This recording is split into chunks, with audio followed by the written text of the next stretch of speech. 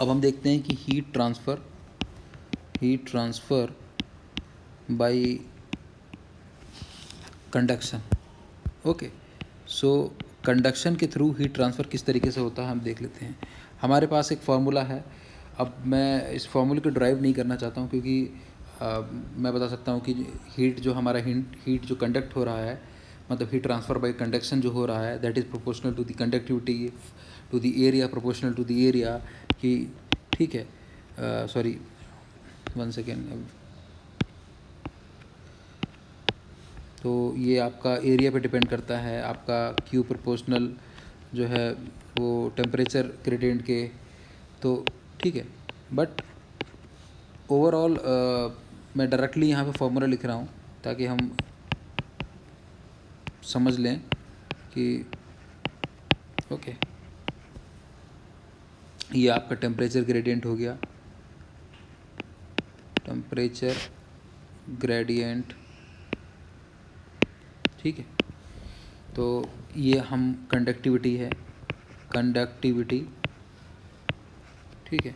This is area, but area is perpendicular to the heat propagation कह सकते हैं, या फिर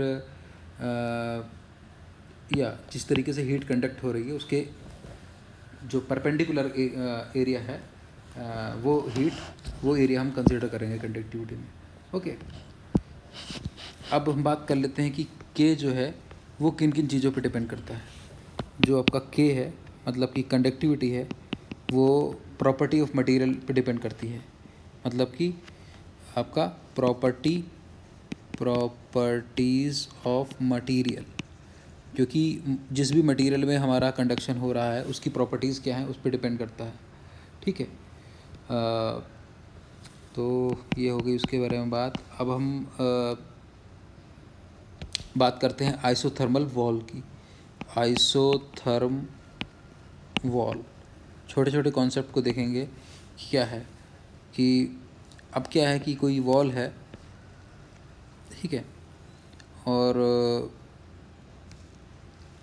इसका टेम्परेचर 100 डिग्री सेल्सियस है, ठीक है। अब दूसरी वॉल है और एक तीसरी वॉल है, यहाँ से यहाँ हीट कंडक्शन हो रहा है, ठीक है।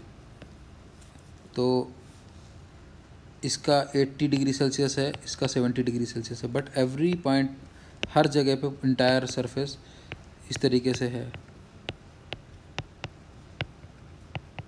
ओके, सो हम कह सकते हैं दिस इज़, और यहाँ से क्यू कंडक्ट हो रहा है, तो मतलब क्या है, Q is constant but temperature is different, but temperature is also constant. Temperature भी कांस्टेंट है, बट जो आपका डिफरेंट वॉल का टेम्परेचर सेम है। Okay, so this is called isotherm wall. Okay, अब हम बात करेंगे वन डायरेक्शन हीट फ्लो, ठीक है। तो अब one direction heat flow always take place in a direction perpendicular to the isotherm wall. मतलब कि कोई आइसोथर्म वॉल है, ठीक है, जिस तरीके से हमने डिस्कस किया था अभी, ठीक है। तो ये कोई, मैंने एक 3D टाइप का ऑब्जेक्ट बना लिया इस तरीके से, और इसमें हीट जो है मतलब अलोंग दी वॉल्स, ठीक है। ये हम कह सकते हैं कि एडियाबैटिक वॉल्स मान लें उन्हें, एडियाबैटिक वॉल्स। तो हम कह सकते हैं जो वन डायमेंशन हमारा हीट फ्लो हो रहा है, flow along the adiabatic wall, ठीक है। तो आपका वन डायमेंशन हीट फ्लो हमने देख लिया कि इस तरीके से होता है, ठीक है। It's a perpendicular to the area, this is the area. Okay, so कुछ चीज़ें हैं जो कि बहुत ज़्यादा छोटी छोटी चीज़ें पूछी जाती हैं, तो इसलिए हम उसको डिस्कस कर लेते हैं।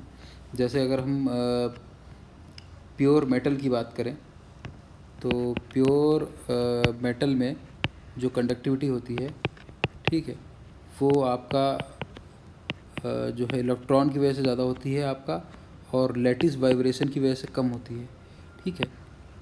बट अगर हम यहीं पे नॉन प्योर मेटल की बात करें, नॉन मेटल की बात करें, तो नॉन मेटल में केटी जो है वो अप्रॉक्सीमेटली, यहाँ पे केटी जो है वो बराबर होता है अप्रॉक्सीमेटली केई के। बट यहाँ पे केटी जो है वो के आपका क्योंकि यहाँ पे कोई इलेक्ट्रॉन तो होते नहीं है, तो आपका के एल के बराबर होती है। मतलब लैटिस वाइब्रेशन पे डिपेंड करता है, क्योंकि यहाँ पे नो फ्री इलेक्ट्रॉन, कोई फ्री इलेक्ट्रॉन नहीं होते। तो छोटी छोटी चीज़ें हैं, छोटे, it's a very small concept, so hope you understand about it.